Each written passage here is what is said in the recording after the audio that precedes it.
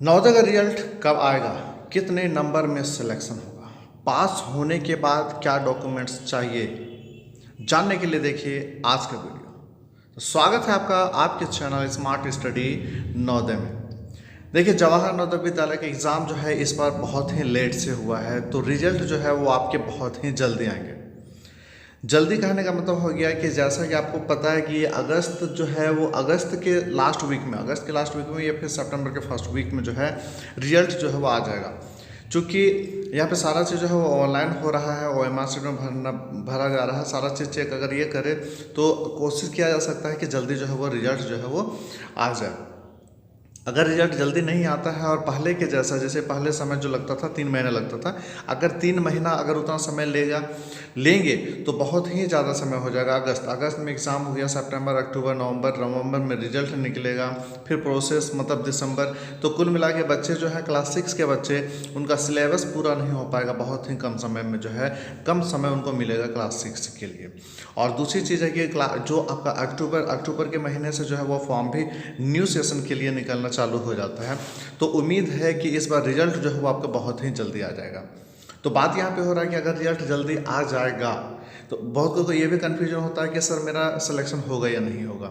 ठीक है, इसका भी मैंने एक वीडियो बना दिया है, उसका भी लिंक आपको जो है डिस्क्रिप्शन बॉक्स में जो है वो मिल जाएगा कि किस तरह से सिलेक्शन जो है वो होता है।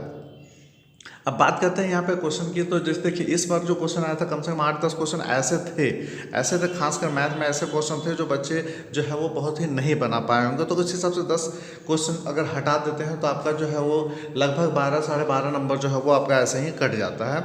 तो कुल मिला के अगर जाएगा भी तो 90 से ऊपर उम्मीद कम ही है कि वो, बहुत कम है कि 90 से ऊपर जो है स्टूडेंट ला पाएँ। बहुत कम लाएंगे, लेकिन बहुत कम जो है वो लेके आएंगे। तो उम्मीद अगर मान के चले 90 ही अगर कट ऑफ लेते हैं तो उससे नीचे, अब उसमें भी देखिए कि आपका सिलेक्शन पता है कि ग्रामीण क्षेत्र और शहरी क्षेत्र है ना, रूरल और अर्बन एरिया में सिलेक्शन होता है। तो उस हिसाब से अगर देखा जाए तो सिलेक्शन जो होता है रूरल में जो है वो ज़्यादा होते हैं। ठीक है, तो रूरल में जो है स्टूडेंट शहर की अपेक्षा थोड़े कम नंबर लाते हैं। तो उस हिसाब से अगर देखा जाए तो जनरल के नंबर अगर मान के चलिए 85 भी आता है, तो ST SC OBC को 80 चाहिए और ST SC को जो है वो 75 से 80 के बीच में चाहिए। तो इस तरह से अगर देखा जाए तो अगर मान के चलिए कि जो 75 से 80 नंबर के बीच में भी अगर ST SC ले आते हैं तो उनके सिलेक्शन होने के चांसेस जो है वो ज़्यादा बढ़ जाता है। अगर वो 80 प्लस लाते हैं तब तो बहुत 100% चांसेस होते हैं कि उनका सिलेक्शन जो है वो हो जाएगा। और गर्ल्स हों तब तो और भी जल्दी सिलेक्शन हो जाएगा बहुत कम नंबर में। तो बहुत ही जल्दी जो है वो रिजल्ट आ जाएगा। अब चूँकि देखिए, रिजल्ट जब इतना जल्दी आ जाएगा तो अगर आपका सिलेक्शन हो जाता है तो आपको फटाफट जो है वहाँ पे डॉक्यूमेंट्स को जो है वो आपको शो करना पड़ेगा। मतलब जब एडमिशन प्रोसेस होता है तो बहुत सारे डॉक्यूमेंट्स जो है वो वहाँ पे आपको शो करने पड़ते हैं। जैसे मान के चलिए कि डेट ऑफ बर्थ, ठीक है, आपका डेट ऑफ बर्थ के लिए जो बर्थ सर्टिफिकेट होता है वो शो करना पड़ेगा। अभी के समय में आधार कार्ड जो होता है वो मेन डॉक्यूमेंट्स हो गया है, हर चीज़ में जो है वो आधार कार्ड मांगा जाता है। तो आधार कार्ड भी आपके पास होना चाहिए। आधार कार्ड में डेट ऑफ बर्थ क्लियर होना चाहिए, मैच होना चाहिए। जब फॉर्म भर रहे थे उस समय का डेट ऑफ बर्थ, ये सारा चीज़ ये मैच होना चाहिए। ठीक है, वो हो गया। उसके अलावा अगर आप ST SC कोटा से आते हैं, ST SC OBC से आते हैं, तो आपको जो है वहाँ पे 3 डॉक्यूमेंट्स जो कंपलसरी हो जाते हैं। एक जातीय आवासीय है ना, एक जाति चाहिए मतलब कास्ट सर्टिफिकेट चाहिए, एक आवासीय चाहिए।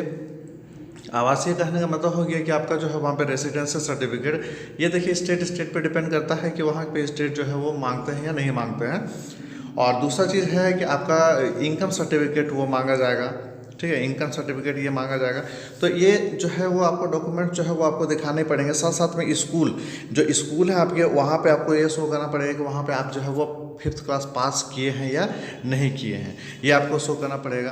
तो सारा चीज़ जब डॉक्यूमेंट्स आपका वेरिफिकेशन हो जाएगा तभी जाके आपका सिलेक्शन होगा। उसके बाद ही जो है स्कूल से आपको TC निकाल के फिर आपको शो करना है। इससे पहले बोला ही जाता है कि TC जो आपको नहीं निकालना है, कि बाई चांस मान के चलिए आपका सिलेक्शन नहीं हो पाता है, डॉक्यूमेंट्स क्लियर नहीं हो पाता है, तो ऐसा सिचुएशन में अगर आपका सिलेक्शन नहीं होगा तो फिर TC भी निकालिए तो ऐसे में प्रॉब्लम हो जाएगा। TC जो है आप निकालिए, जो ट्रांसफर सर्टिफिकेट होता है वो आप निकालिएगा सबसे लास्ट में।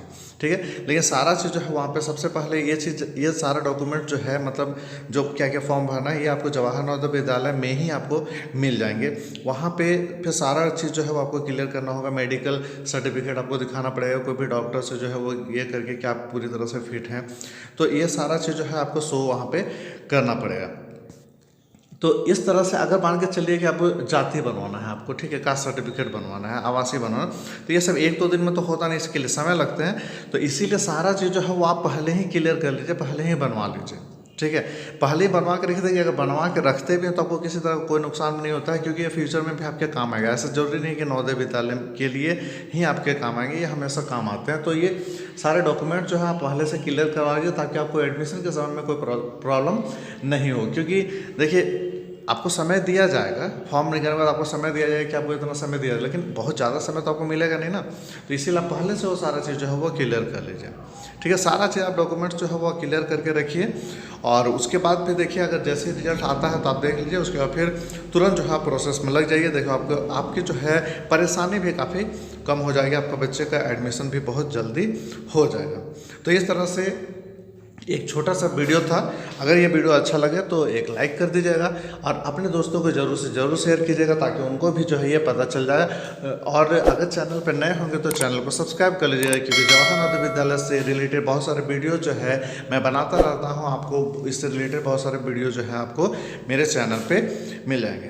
तो चलिए, धन्यवाद इस वीडियो को देखने के लिए, आपने इतना समय दिया इस वीडियो को देखने के लिए।